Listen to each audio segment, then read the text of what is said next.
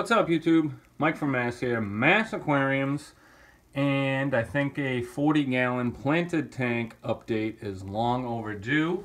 I've been meaning to put one out for a long time. So normally you would think you would have to make your subscribers watch the whole video and then you can announce your exciting news, but I'm just going to do you guys a favor and announce the exciting news now, and then if you feel like sticking around for my blabbling, you're more than welcome to. But I don't know if you guys know, but my Aquarium Box is going to the Aquatic Experience in Chicago in November. We have our own booth. We're really excited. We're going to have all sorts of our new food line. We're going to have subscription boxes. We're going to have t-shirts. We're going to have all sorts of great stuff at the booth, and we really encourage anyone that's out in that area to come over to the booth and say hi and chat with us, and it's going to be awesome. And the exciting part about that is that my boy, one of my good buddies and a fellow YouTuber, Michael Aarons from Aarons Aquarium, is flying over from the UK to Boston. He will be at my house and Greg's house, and we are driving together all the way from Massachusetts, 950 something miles, probably going to take us 20 hours, the three of us, in a car with video cameras, and we're going to record the whole thing. It's going to be super funny, it's going to be interesting, it's going to be awesome. I've known Michael for, I think, geez, like almost 3 years now anyway, and we chat every day, non-stop, about fish, about family, just whatever, and I can't wait to meet him. I can't wait to see him come off that plane, and then I'll know it's real, and I won't have to drive with just Greg for 20 hours. Love you, Greg. So, that is my exciting news. So let's get down to the 40-gallon planted tank. It's been up for a year. I set it up last summer when I first moved into the new house, and it's gone through quite a variety of fish, and I finally got the fish that I want in here that are, you know, healthy and looking great. I've gone through some blackbeard algae issues where, you know, it's gone and then it comes back because, you know, as far as I'm concerned, like, you just got to tear your tank down and get rid of everything or bleach it. No matter how much you think it's gone, there's always some tufts lying around that you don't see that it just comes back. But I've been dealing with it for over a year, and you know, it is what it is. It's not that bad, and I'm not planning on taking this tank down till the winter, when I will be just redoing the whole thing. New scape, maybe just hardscape, maybe new driftwood, maybe different plants, you know, I don't know. The whole fun of it is getting it set up and watching it mature, and then what? Then it becomes just all you're doing is a water change. But for fish, I have rummy nose and I have cardinal tetras. I have some cory cats in here. I have a beautiful L something or other pleco. I really don't know the name of it. It's absolutely gorgeous. It's been in here for the longest. I rarely see it. Actually, right now, I'll move the camera. You can see his tail right there, and he's just a really beautiful pleco. I love that guy. Love that pleco. Got a mono shrimp in here and mystery snails.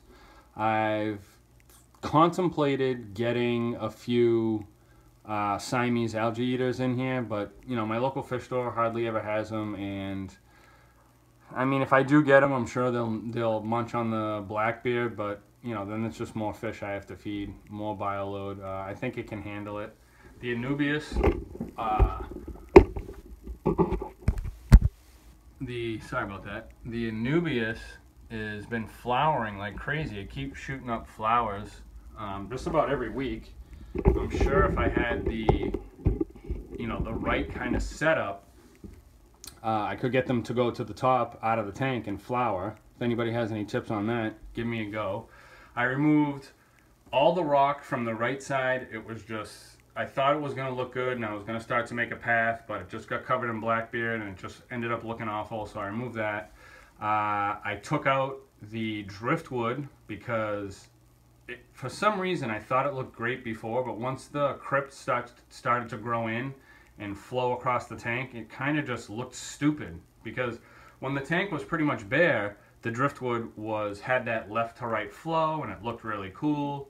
I really liked it. And then once the plants started to grow in, I did not like the driftwood at all. So that's gone. So this tank is just rock and plants. The Blixa is, as you can see, it's just growing like crazy. The dwarf sage on the bottom left is growing like crazy. All the moss that's in the back that you can't see has grown over all the rocks and what's left of the driftwood. The crip, I have to clip leaves all the time. It's really funny. I planted it in the way back left, and as you can see right here, it shot a runner literally about a foot under all this rock and then out and sprout in the front. So I've never seen a crip blast a runner like over a foot under all this hardscape and then pop out, but it is what it is. I don't dose anything in this tank. It's got CO2 and the lights are on for 7 hours. What I do is I use root tabs to provide nutrients to the sand, because the sand is inert. It's just sand. It's got nothing that the plants can use, so I do use root tabs. My Aquarium Box root tabs, you can get them at shop.myaquariumbox.com. I know you guys are getting sick of me pimping my aquarium box, but gonna make a living doing what you love. You gotta get out there. So, other than that, I do a water change once every month, maybe 6 weeks. You don't really need to do huge water changes on tanks like this. They're just, you know, you have tons of plants to consume any waste, all the, you know, when you have a heavily planted tank, or even a planted tank, a medium planted tank, and you have a giant canister filter on here with, you know, tons and tons of beneficial bacteria colonizing all your media, because that's all that's in my filter is just Chemi-Pure Green and tons and tons and tons of media. And you know, the tank, besides the occasional blackbeard like that shows up that I can't stand, it's pretty good. It looks good. Looks good when people come over and they're like, oh wow, what a beautiful fish tank. I love keeping it, and I can't wait to rescape it, because I just love to do that, especially with 40 breeders. 40 breeders are some of my favorite tanks to work with. Just the dimensions are awesome. As far as fish load, I was thinking of adding some Apistos in here, but I think I'm going to skip that pair, and I'm just going to add another 10 Cardinals and another 10 Rumminos and keep it as just a school of Tetras, because I just love the way it looks. You know, when you go over to the tank with food, or, you know, even if you go to the top of the tank and pretend like you're going to feed them, they all come and they all school around. It's just really pretty. And those Cardinals are just gorgeous. They're fat and plump, and the colors look really good.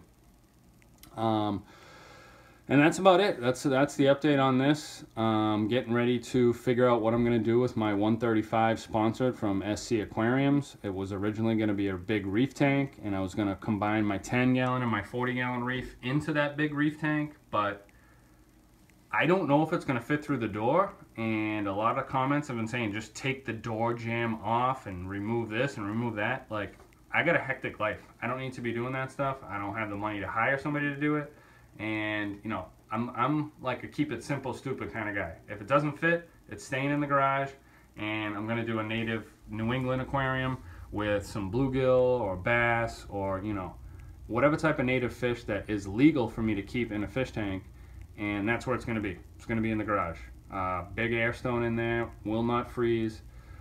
But if it does fit in the basement, reef tank it is, and I'll combine my 40 and my 10 into that giant reef, and it'll look really pretty, and I'll get some exotic saltwater fish to keep, and I can't wait for that series to get going.